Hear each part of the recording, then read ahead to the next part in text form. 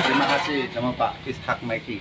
Oh, kenapa terima kasih dengan Pak Ishak? Ya, aspirasinya beliau, jadi ngerasaan enak. Ini bohong nggak sih Pak? Jalan itu? Ya, yakin. Enggak ya? Ya kami sendiri kayak ngimpi. Oh, Anda sendiri kayak mimpi? Iya. Ya kenapa kayak mimpi? Ya enggak nyangka Pak, dulu wah kemarau debu Pak, penuh ini. Terus Musim kalau hujan lumpur. Enggak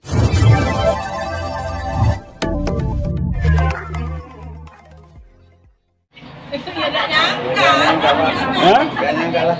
Enggak nyangka. Iya. Standar tol lagi. Standar tol iya. Iya.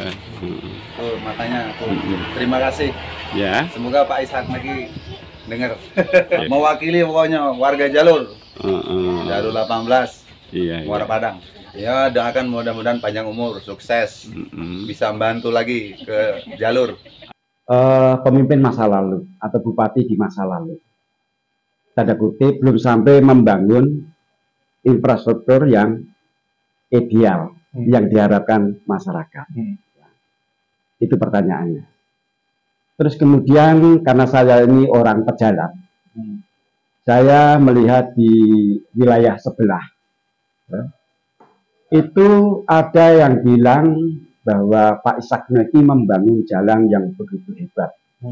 Itu di desa Sidomulyo, jalur 18 Banyuasin. Nah, kita flashbacknya ke sana. Kenapa waktu itu para pemimpin-pemimpin terdahulu belum mampu membangun infrastruktur sebaik itu? Bisa Anda jelaskan? Yang pasti ya membangun Kabupaten Oki seluas ini ya 17.000 km persegi pasti punya skala prioritas. Betul. Di zaman Pak Ishak Meki dulu saya tahu bahwa banyak jembatan yang masih besi misalnya.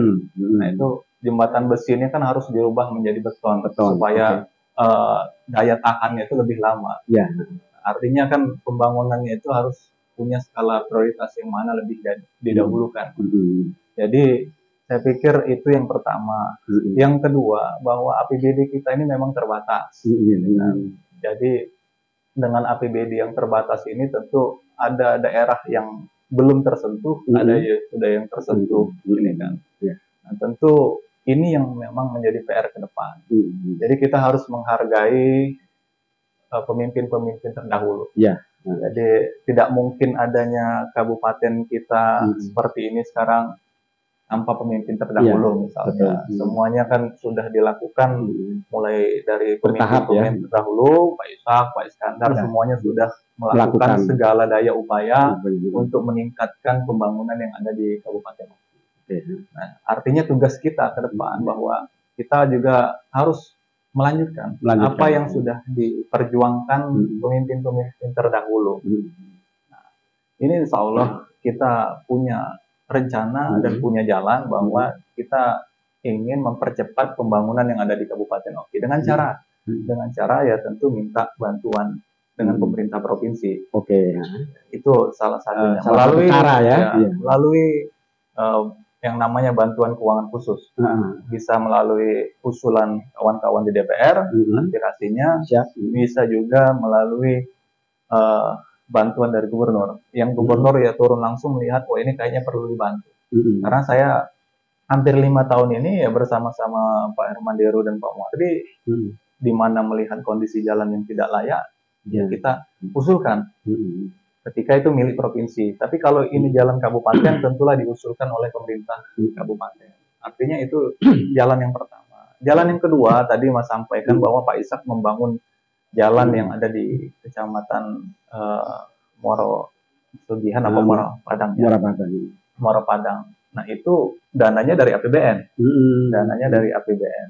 Jadi Pak Ishak Meki dipilih dari Dapil Sumatera Selatan 1. Kebetulan salah satu kabupatennya itu Banyuasin.